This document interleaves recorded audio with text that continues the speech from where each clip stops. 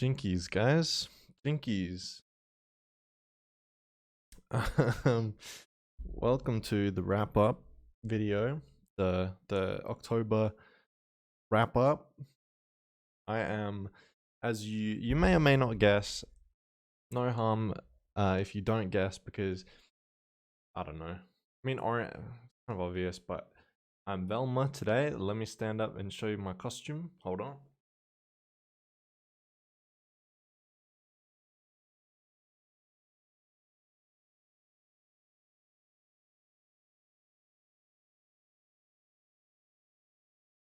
Yep.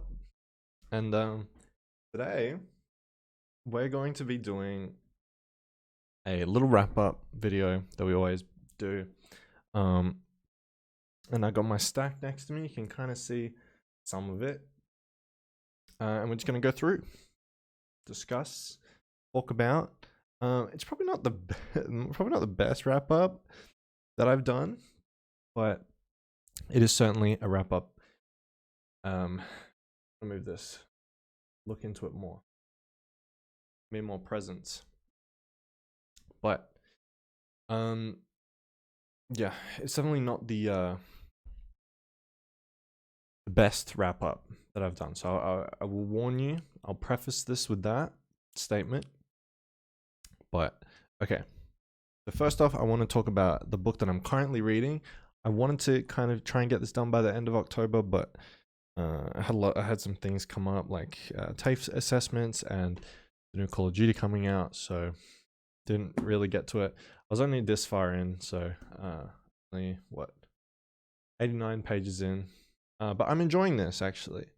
So you'll see this on the next wrap up. I am enjoying it so far. Yeah, I hope it gets a little bit because there's flashbacks and there's current day stuff going on, and I hope we move towards more of the current day as we continue on. Because like I think the flashbacks are interesting and they're cool, but the current day stuff is really what I care about here. So I think for this book, sorry, just on fixing my hair. For this book, hopefully once we get to that stage, I'll be like fully, totally invested. But that's what I'm currently reading. I also have on my iPhone. Sorry, my Face ID doesn't work anymore because I'm not me. I'm not me. Where am I going? On my Books app. Where the hell is my Books app? There it is. The oh, how do I show you? Guess I'll just show you like this. The Alloy of Law.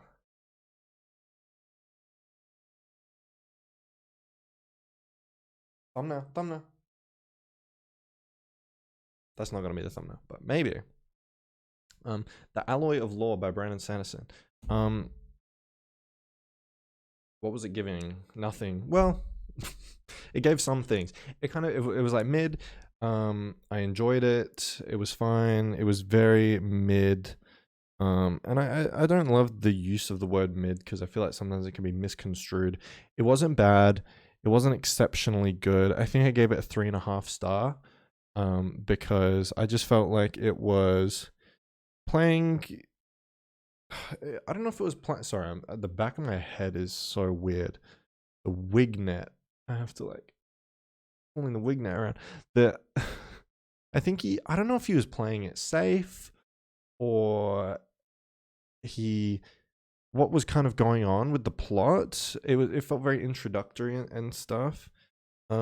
Which I didn't mind, to be honest. Live wig fixer upping blind. I'm trying to get the hair from the back of my head up into the wig net. Okay, there we go.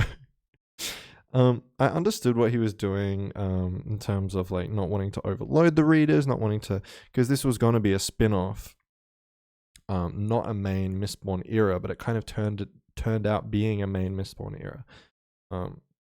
I'm sure the back of my head looks wretched, but what I can't see can't hurt me.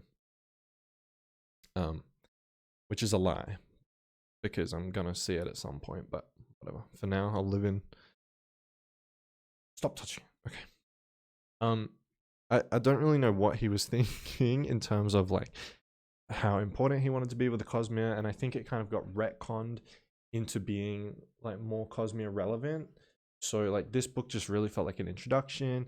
It didn't really feel like much of this Mistborn stuff that we were um that I kind of liked about the main series carried over, but it's not to say that it's like awful. I thought the use of the guns and stuff was fine. Um, like I think the way that the technology has progressed since Mistborn 1 was I have a coffee as well. I have my coffee. It's probably too hot to drink. That's the I think the technology from Mistborn 1 and how it's, you know, they've got trains and guns and shit now. I think that actually worked out pretty well. I don't think that that was as that I resisted that as much as I thought I might. But the actual story contained here, I just was kind of left wanting. I think the second book will be quite good because it's going to be a lot more involved and a lot more tied in. But the main villain of this novel and kind of the ending of this novel and kind of what it leads on and what it kind of what this novel does in a bubble just wasn't really enough to satisfy me. I think the story was fine, but it wasn't as good as Mistborn. And I think it's probably the weakest Sanderson novel that I've read. I think Secret History is worse than this, but I think this is kind of just the worst one that I've read. But I wouldn't say I really have much negative things to say about it outside of it just felt like it wasn't really giving as much as Sanderson normally gives. And I think the characters were a little on the weak side. Considering most of this book is just like action. It's just action, action, action. With obviously there's some character work and whatnot, you know, Squilliam, but whatever. It was fine. It was fine. It's a fine Sanderson book. Probably my least favorite that I've read outside of Secret History. Next, we have Free Body Problem by, I want to say Cixin Liu. Cixin Liu. I probably should know how to pronounce that, but Cixin Liu, I'm going to go ahead and say. This was the 2015 Hugo Award winner for Best Novel overall. And I was super excited going into this. I was like, you know, this shit's going to slap. I really wanted to read some Chinese sci-fi and really that kind of experience sci-fi from a different perspective or from a different country. And it goes into some Chinese history, especially at the start of the novel, which is set in 1967. And I was super keen on that. That was the draw in for me. But I found this novel to be really flat, just really dull, really boring. I'm gonna pull up my Goodreads review because I feel like a lot has happened this month and I can barely remember these. But yeah, I just found like I wasn't really connecting with this as much as I hoped to. I thought the sci-fi elements, while there were some really cool scenes, like isn't really a spoiler, but one of the characters has things show up in his vision that aren't like they're unexplainable, like sci-fi event or whatever, right? It has like things show up in his vision. I thought that was really cool. And then there's some other stuff that happens and I was like, oh, that's really cool. But then whenever they got into the game, I was like, this is kind of boring. I don't love the game, the Three Body Problem game, and I was like super bored during all these scenes. I really didn't like the game. The actual the sci-fi gag of all of it, I didn't really care for all that much. And the characters I was kind of in between on, I didn't really care for. I don't think this is a bad book. I definitely, while reading it, I was like, okay, this isn't poorly written. This isn't poorly translated, like, or anything. Like, this isn't poorly, it's not poorly written. It's not poorly translated. It's not poorly conceptualized or anything. Like, it all makes sense, and it sometimes makes a little bit too much sense. You know, they talk about all the science for a bit too long, but I just found it dull. I think it was a fine book. It was capable. It did what it wanted to do, and I've heard a lot of praise for this book, and I've listened to a lot of the praise about it, and I generally understand it, whether or not I agree. but I just think that this didn't really hit the mark. Let's see if I had anything else to say about it. Big brain, science, and physics. Yeah, it was just like physics and science and stuff. It didn't really go into the history as much as I would have liked. And the character that we follow initially, because it's kind of two main characters that we end up following. I was really interested in her, but I feel like what kind of ended up happening with her wasn't as like, I wish we got a little bit more insight into that, I guess. It's kind of just a bit more characterization for her. And then the other guy, I was like, this is fine. I don't really care about him, but bit of a letdown. Ultimately, I gave it a 3-star. I enjoyed it, probably had like a 2-star rating, but I this isn't the kind of book where I think, oh, this isn't written well. I think this is written really great. And I think the people that this is aimed at and this would work towards would really work for. I just think maybe, it wasn't for me. Even though I thought it would be, I really did think it would be. Do we go into that one? No, I'm going to do Gyor first. So we have Gyor, which is a Junji Ito story.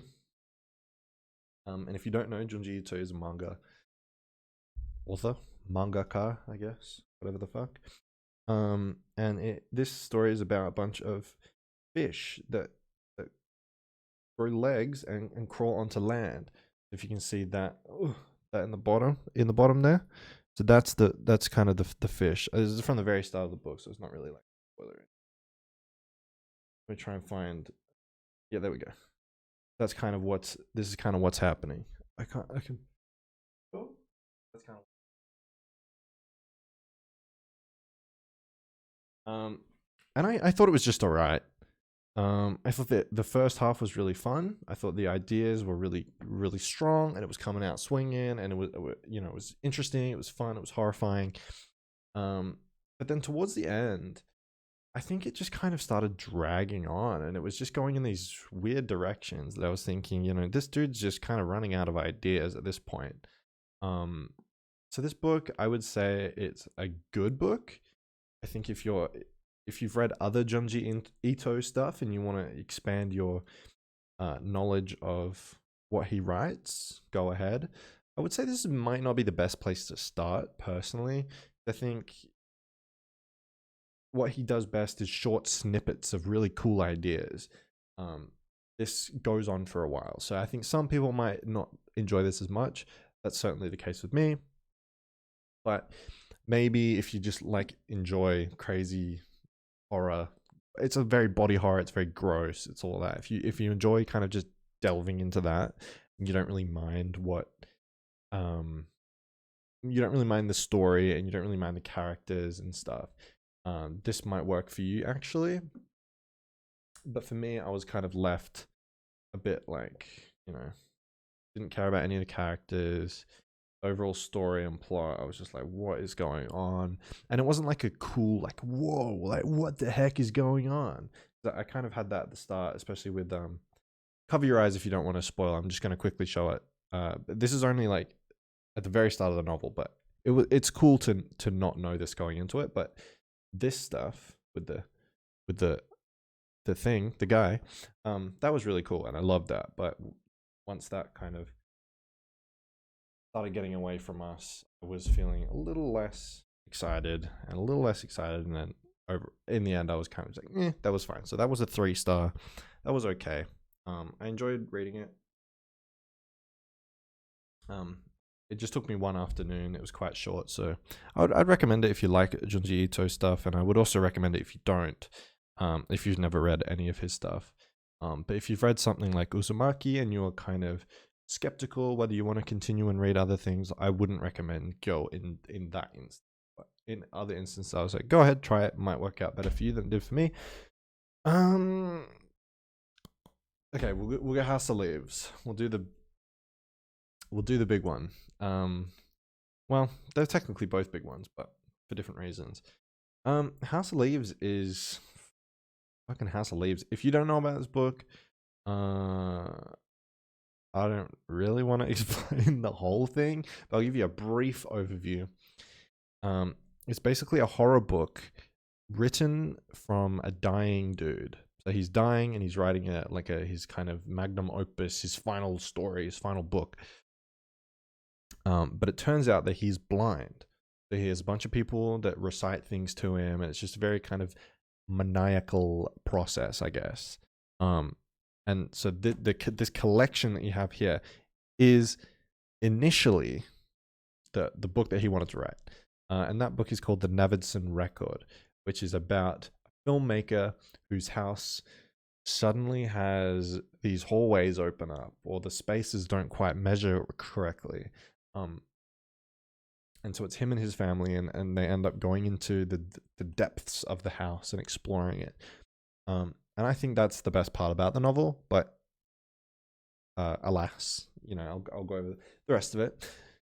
So that's the core novel here, is that. But that novel then gets found by a younger guy who does a lot of drugs, sleeps around. He's kind of a crazy dude. And he ends up finding the novel and going, I'm going to compile all this information together and I'm going to publish this.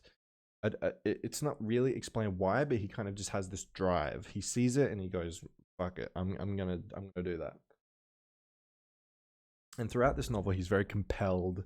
A lot of people say he's super unlikable, and I would agree, but I also found his character quite interesting. I thought he was kind of a douchebag, but there was times when it made sense that he was. He came out of the foster system and things like that. So I think some people really don't like that character and really don't like reading that character. I actually enjoyed it, so controversial opinion, I guess.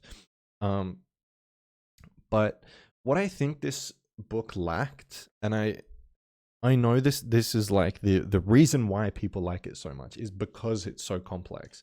But I think it just lacked a bit of clarity, honestly.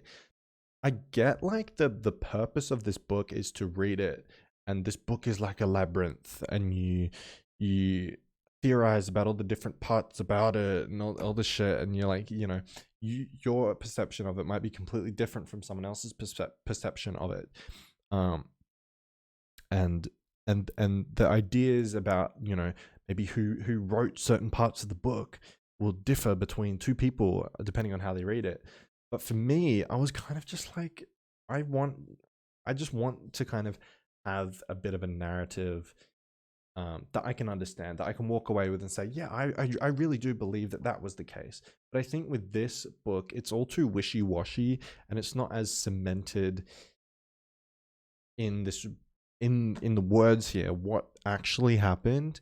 So you can't even go online and read a theory and be like, oh my god, that makes sense, because all the theories can be disputed and discussed and stuff like that. So I feel like that takes away a lot of the experience for me.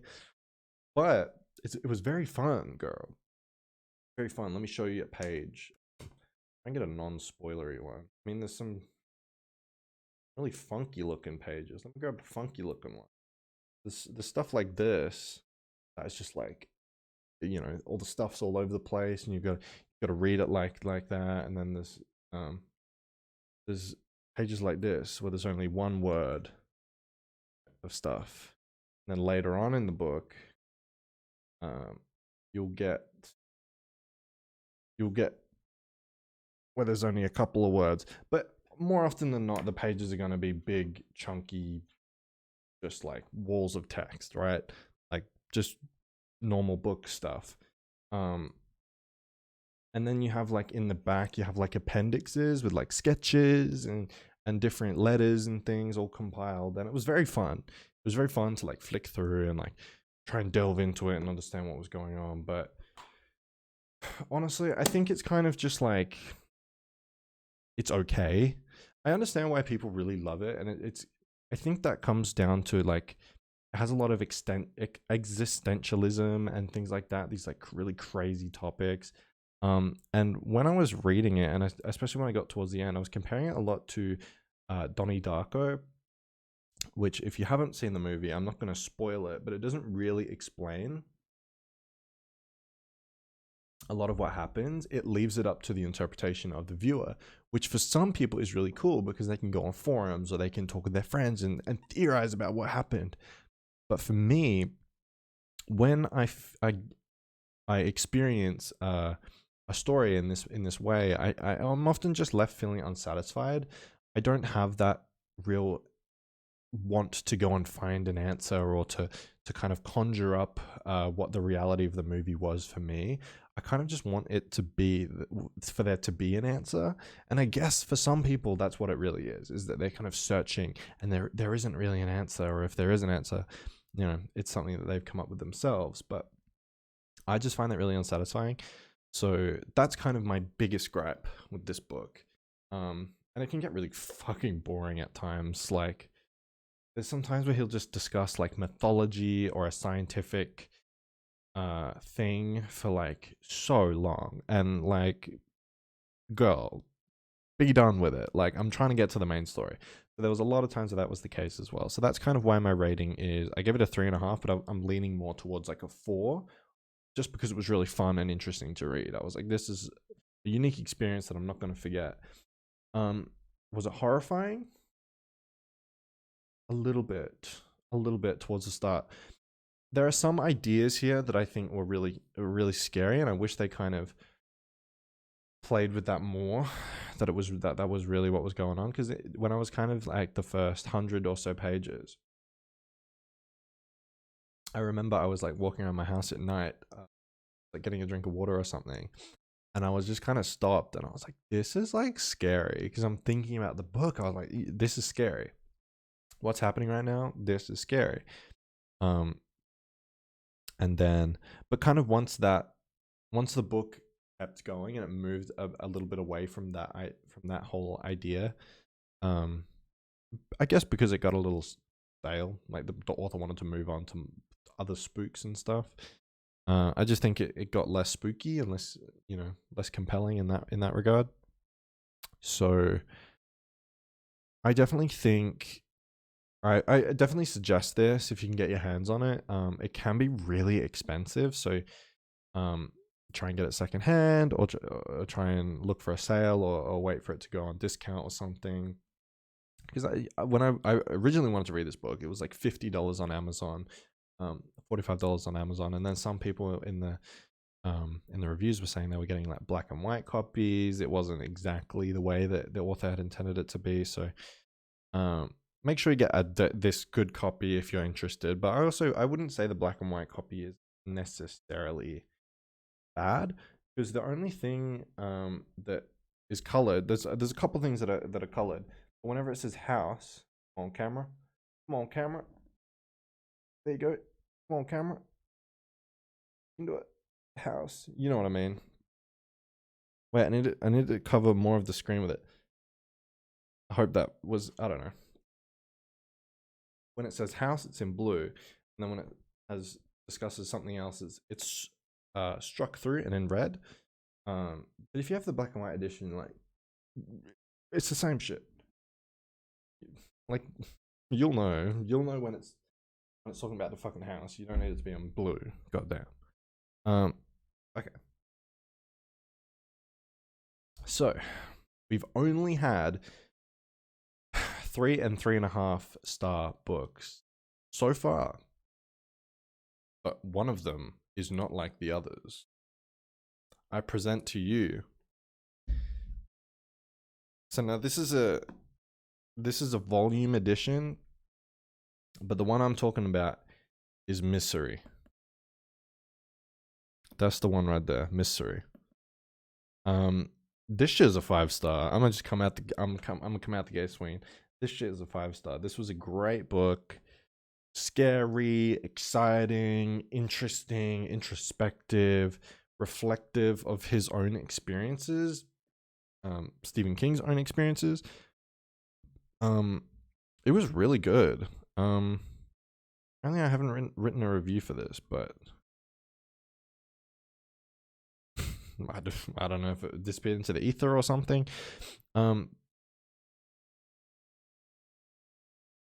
This book was great. Can I see my review? I can see my review. Yeah. So I read this at the very start of the month, so I'm kind of reading this to kind of jog my memory. the torture that this dude goes through is like crazy stuff. If you don't know, basically the story is about a writer who crashes his car and then wakes up in this lady's house, and he's like, "Let me go." And she's like, "No." That's basically it. And Stephen King wrote it kind of in self-reflection around his Dark Tower series, I think. A lot of fans were angry at him for not finishing the Dark Tower series or something like that. So he went and wrote this book. I don't know what to say about it. Shit was good. Shit was a 5-star. Shit was good. I have this like old ass copy of it, which I think my dad got it for $7 at Bunbury Books or something. Is it somewhere? I don't know. But where's there's like I swear there's blood stains on this edition or something. But eventually it goes into like, oh, I feel I'm gonna break the book, like typewriter font, as opposed to just like the normal font. Hope it's on this page, as opposed to just like the normal font. It was really fun. Well, fun's probably not the right word, but it was good. Yeah. Anyway, that was Velma checking in with y'all for the book review for the wrap up, the monthly wrap up. TBR, go fuck yourself. TBR is Nevernight, but it's under a stack, so I can't be bothered getting it. Nevernight, and then maybe Babel. I want to read the books that I'm borrowing so I can like give them back, but maybe Babel, maybe I want to read A Little Life, but it's so big. Oh, the Mistborn Book 2 Era 2, or Mistborn Book 6. 6? 5. 5. Mistborn Book 5. Shadow of Morning. Yeah. I'm not that. That's the thing, is I know the next books are going to be way better, but I'm not that excited to keep reading. I am going to keep reading, but yeah. Hopefully, the 4th book or the 7th book is good. And then I'll keep reading. I hope it ties in more. I know that's like stupid because I don't want, the Cosmere to be like MCU where like every story has to tie in. But it would be nice if there was some kind of big impact on the world or something. I know there probably is. I don't know what I'm talking about, but yeah, I'm gonna go play COD now.